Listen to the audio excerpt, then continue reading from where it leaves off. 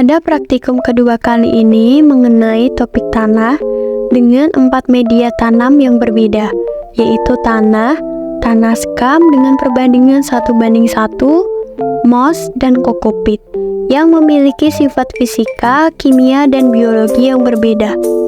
Pertama, menyiapkan polybag yang sudah diisi tanah sekam, moss, dan kokopit yang sudah ditandai dengan tulisan sesuai jenis medianya masing-masing. Pada praktikum ini menggunakan 2 ulangan, yaitu ulangan 1 dan 2. Sebelum menanam tanaman pakcoy ke dalam polybag, terlebih dahulu harus melakukan penyiraman terlebih dahulu ke dalam setiap media yang akan ditanami. Tanam pada pakcoy ada TU untuk tanah, ada TSU untuk tanah plus sekam, ada P untuk kokopit, dan ada M untuk moss. Tanaman diisi 1 bibit per polybag.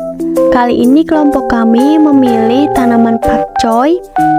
Setelah itu kami melakukan pengukuran setiap 1 minggu 2 kali dan penyiraman dilakukan setiap hari dengan takaran air 100 ml. Setiap pengamatan harus memperhatikan pertumbuhannya dan perawatannya dengan membuang hama seperti ulat, kutu daun yang mengganggu di sekitar tanaman, serta mencabut rumput kecil yang biasanya tumbuh di tanaman tersebut. Pengamatan, penyiraman, dan pengukuran dilakukan selama 40 hari. Dan setelah hari pemanenan itu tiba, tanaman pakcoy dipisahkan terlebih dahulu dari polybagnya dan direndam agar saat mengambil akarnya tidak terputus.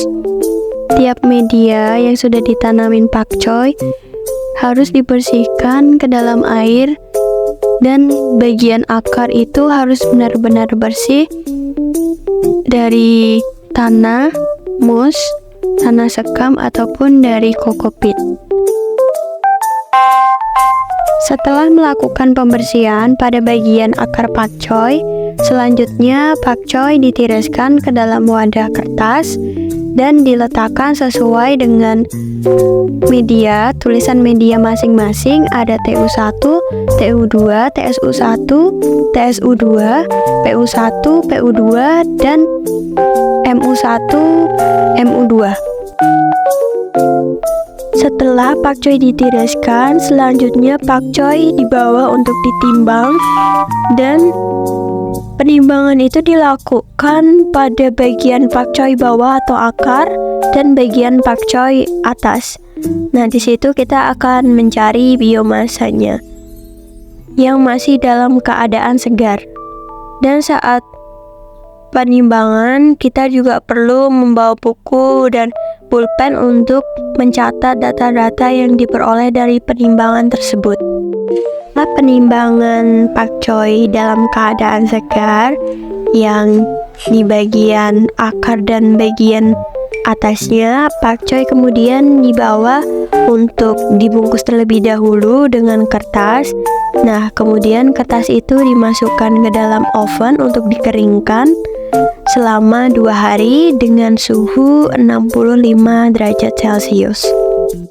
Setelah melakukan tahap pengovenan selama 2 hari dengan suhu 65 derajat Celcius, tanaman pakcoy yang dibungkus kertas yang sudah dikeringkan itu diambil dan ditiriskan serta diurutkan agar mempermudah kita dalam menimbangnya.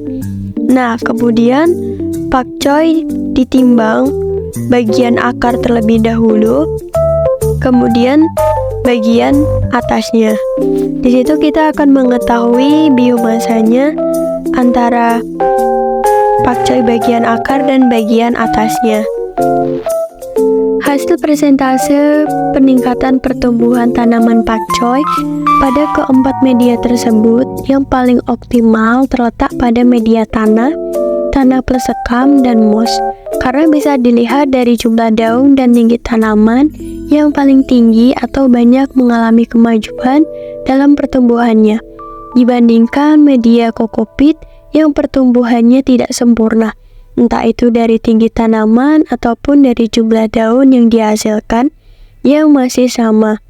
Dan dapat dilihat juga pada biomasanya, entah itu dari biomasa basah ataupun biomasa kering.